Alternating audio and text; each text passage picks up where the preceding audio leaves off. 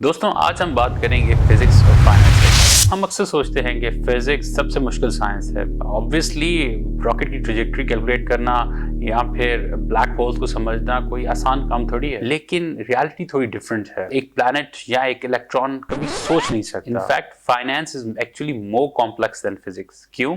Let's look at the data. Physics और engineering में हम फॉलो करते हैं 6 सिग्मा स्टैंडर्ड को। इसका मतलब है कि अगर हम एक प्रोसेस 1 मिलियन बार रिपीट करें तो सिर्फ 3 या 4 बार वो गलत हो सकता है। मैथमेटिकली 6 सिग्मा की एक्यूरेसी है 99.999666। फिजिक्स में अगर कोई एक्सपेरिमेंट 6 सिग्मा डिविएशन दिखाता है तो हम उसे साइंटिफिक डिस्कवरी मानते हैं। लेकिन फाइनेंस में 6 सिग्मा रूल फेल हो जाता है। 19 अक्टूबर 1987 को डाउ जोन्स 22.6% गिरा। फिजिक्स की नॉर्मल डिस्ट्रीब्यूशन के हिसाब से ये एक 20 सिग्मा स्टैंडर्ड डिविएशन का इवेंट था। अगर हम फिजिक्स के 6 सिग्मा स्टैंडर्ड को फॉलो करें तो इस क्रैश की प्रोबेबिलिटी 10⁻⁻71 है।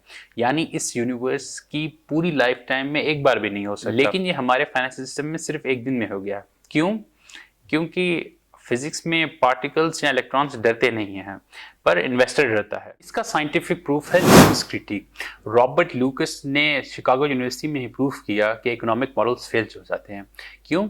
क्योंकि इंसान लॉजिकल है। फिजिक्स में अगर आप कैलकुलेट करें कि एक बॉल कहाँ गिरेगी तो बॉल को फर्क नहीं पड़ता। लेकिन फाइनेंस में आप प्रोफेसर एंड्रयू ल्यू की एडाप्टिव मार्केट हाइपोथेसिस को देखें तो जैसे ही मार्केट को पता चलता है कि आप एक बिहेवियर प्रेडिक्ट करना चाह रहे हैं तो मार्केट उस प्रिडिक्शन की बेस पे ही अपना बिहेवियर बदल देती है और आपकी प्रिडिक्शन ही खत्म हो जाती है। ही एक्सप्लेन जितना हम मार्केट को ज्यादा प्रेडिक्ट करने की कोशिश करेंगे मार्केट उतनी ही ज्यादा अनप्रेडिक्टेबल हो जाएगी। Physics is level 1 chaos system जहां सिस्टम को नहीं पता कि आप उसे ऑब्जर्व कर रहे हैं। लेकिन finance is a level 2 chaos system जहां सिस्टम की ऑब्जर्वेशन पर ही सिस्टम खुद को चेंज कर देता है। फिजिक्स में एक बहुत पुरानी प्रॉब्लम है जिसे कहते हैं 3 बॉडी प्रॉब्लम। अगर आपके पास 2 प्लैनेट हैं तो आप उनकी ग्रेविटी और मोमेंटम इजीली कैलकुलेट कर सकते हैं।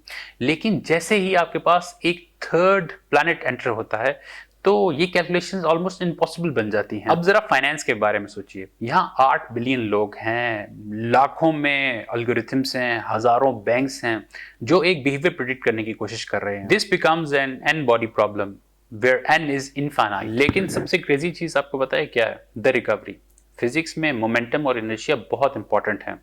अगर आप एक पत्थर जो कि 100 टन का हो पहाड़ से नीचे फेंकें तो वो एकदम से रुक के ऊपर की तरफ वापस नहीं आ जाएगा until or unless it is met with a greater force। लेकिन फाइनेंस में मोमेंटम फिजिकल नहीं साइकोलॉजिकल होता है। इसका सबसे बड़ा सबूत है 2010 का फ्लैश क्रैश। 6 मई 2010 को दोपहर 2:32 पे डाउ जोन्स गिरना शुरू हुआ।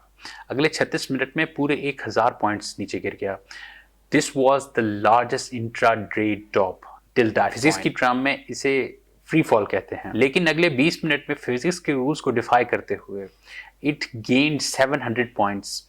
इसमें ना तो कोई फैक्ट्री लगी ना कोई जीडीपी बढ़ा, सिर्फ सेंटिमेंट बदलने से $1 ट्रिलियन गए और वापस आ गए। फिजिक्स में ऑब्जेक्ट को मूव करने के लिए एनर्जी चाहिए होती है, फाइनेंस में ओपिनियन चाहिए होता है। फिजिक्स में नेचर बैलेंस की तरफ जाता है।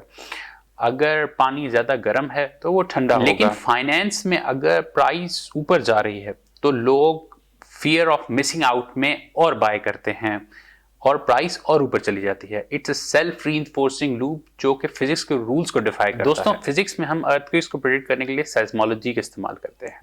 जब एक टेक्टोनिक प्लेट दूसरी टेक्टोनिक प्लेट पर प्रेशर डालती है और जब ये प्रेशर एक लिमिट से बढ़ जाता है तो जमीन हिलती है।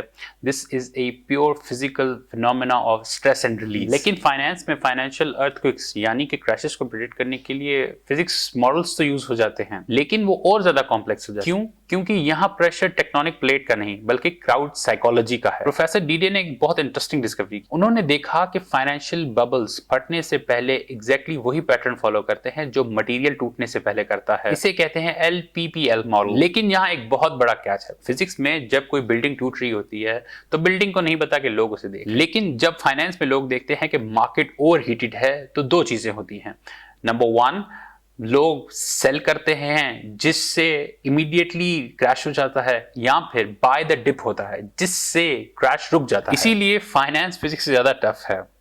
Physics tells us how the world behaves, and finance tells us how the world chooses to behave, और इंसान हमेशा इरेशनल चॉइसेस करता है। 2008 के फाइनेंशियल क्राइसिस से पहले housing prices super exponentially grow कर रही थी। फिजिक्स के हिसाब से ये ग्रोथ अनसस्टेनेबल थी, बिल्कुल एक बॉम्ब की तरह जो फटने वाला। लेकिन फाइनेंस में इशू यह है कि क्रिटिकल पॉइंट फिक्स नहीं होता।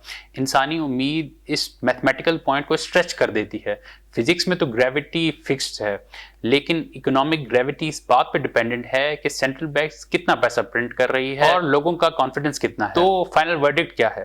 फाइनेंस क्या वाकई फिजिक्स से ज्यादा मुश्किल है? सर आइजैक न्यूटन, जो दुनिया के सबसे बड़े फिजिसिस्ट हैं, 1720 में ही lost all his money to the South Sea bubble. उनका फेमस कोट है, I can calculate the motion of heavenly bodies but not the madness of people. Newton के लिए प्लैनेट्स को प्रेडिक्ट करना आसान है क्योंकि प्लैनेट इटसेल्फ प्रेडिक्शंस नहीं करते, लेकिन फाइनेंस में हर डिसीजन दूसरे डिसीजन पे डिपेंडेंट है। साइंटिफिक टर्म्स में फिजिक्स एक फर्स्ट ऑर्डर सिस्टम है, जहां टेम्परेचर बढ़ता है तो मर्करी ऊपर जाता है, सिंपल। लेकिन फाइनेंस एक सेकेंड ऑर्डर सिस्टम है, जहां लोगों को लगता है कि इन्फ्लेशन से प्राइसेस बढ़ेंगी तो वो आज ही परचेज करके प्राइसेस बढ़ा देते हैं। यहाँ कॉज और इफेक्ट का रास्ता सीधा नहीं है, ये एक है जो लगातार इवॉल्व हो रहा है। इसीलिए अगर आप साइंटिस्ट हैं तो फिजिक्स आपको ट्रुथ देगी, लेकिन अगर आप इकोनॉमिस्ट या ट्रेडर हैं तो आपको कॉम्प्लेक्सिटी और साइकोलॉजी के समंदर में तैरना होगा, जहां physics is about the laws of nature